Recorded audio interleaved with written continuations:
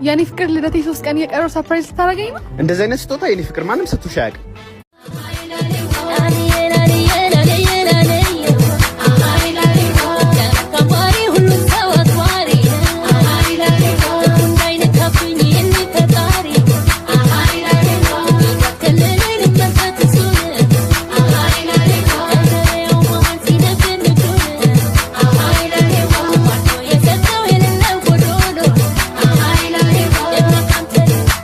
ጓደኛም ጉድ ላውራችሁ ሙሉዋል።